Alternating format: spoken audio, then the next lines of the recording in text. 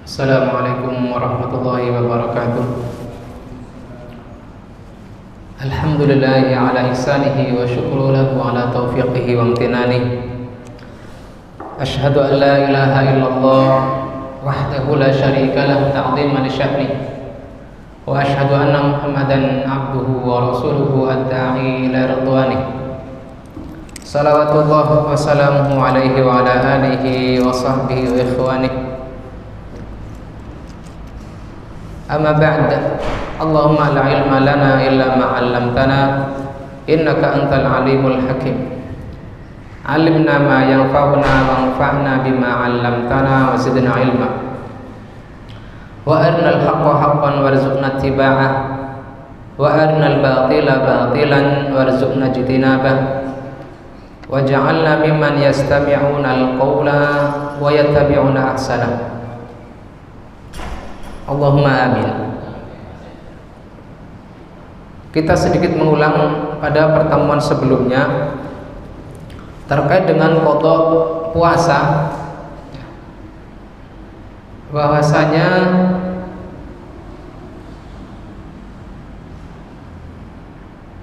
la yajuzu li ahadin an yasuma qabla Ramadan wa yaj'alu min qada'ihi, bahwasanya yang disebut qada Ramadan adalah apa yang terluput untuk dikerjakan puasa di bulan Ramadan lalu dikerjakan di luar bulan Ramadan, sehingga seseorang tidak boleh mengqadha puasa yang terlewat dari bulan Ramadan masih di bulan Ramadan, itu dengan menggabung niat. Ini tidak boleh. Kemudian apakah boleh mengqadha Ramadan dengan menundanya ataukah harus bersegera? Maka jawabannya boleh ditunda. Boleh ditunda sampai bulan Sya'ban tahun berikutnya. Walaupun yang lebih utama adalah bersegera menunaikan qada puasa Ramadan sebelum mengerjakan puasa sunnah 6 hari Syawal. Kemudian pembahasan yang juga telah kita bahas pada Rabu pekan yang lalu adalah apabila ada orang yang memiliki hutang puasa karena alasan yang diterima, entah itu karena alasan sakit, alasan karena sudah tua renta dan lain sebagainya, sedangkan dia belum mengqadha puasanya ataukah belum membayar fidyah sampai keburu meninggal, apakah wajib dibayar qadhanya oleh keluarganya atau tidak?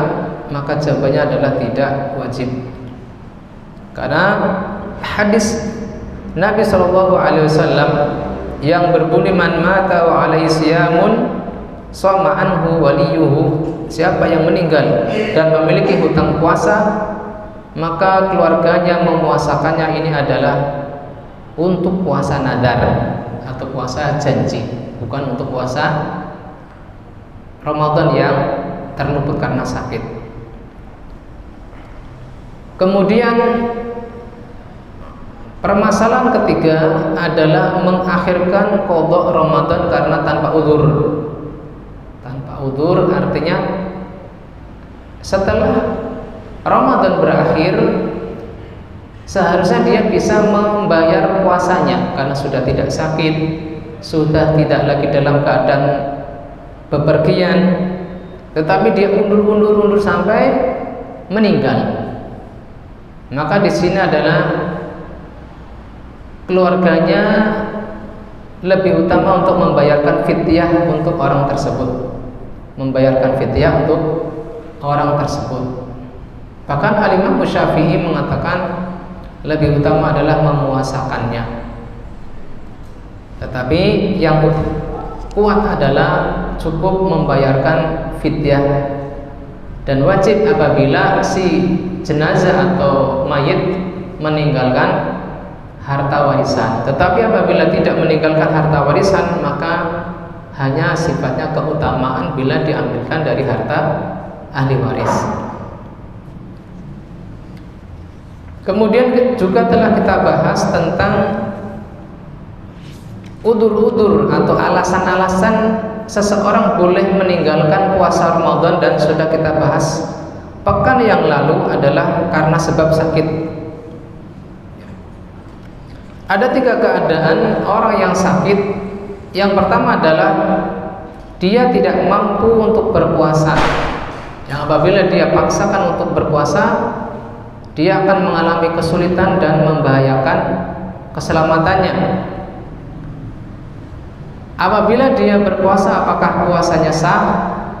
Maka jawabannya yang kuat dari beberapa pendapat adalah puasanya sah dan diterima, tetapi bersama dengan itu dia berdosa, karena dia telah melakukan puasa yang dapat membahayakan jiwanya dan dia tidak mengambil rukhsah. Sehingga yang utama adalah dia hendaknya mengambil keringanan untuk tidak berpuasa. Kondisi kedua, yang pertama tadi adalah orang yang sakit bila berpuasa dia mengalami kesulitan. Yang kedua adalah dia mengalami bahaya bila puasa. Ini kondisi pertama. Adapun kondisi kedua adalah dia mengalami sakit yang bila dia puasa hanya mengalami kesulitan tetapi tidak membahayakannya. Ini pun dia dimakruhkan dari puasa dan disunahkan untuk berbuka. Disunahkan untuk berbuka dan dimakruhkan dari berpuasa. Apakah puasanya sah? Tentu sah, karena kondisi pertama yang kondisinya lebih darurat saja, apabila dia paksakan puasa, puasanya sah.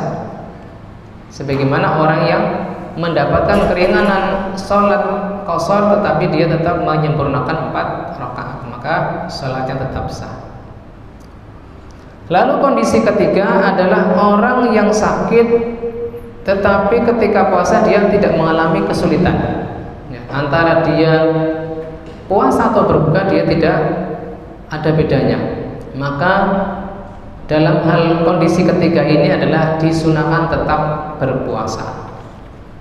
Disunahkan tetap berpuasa.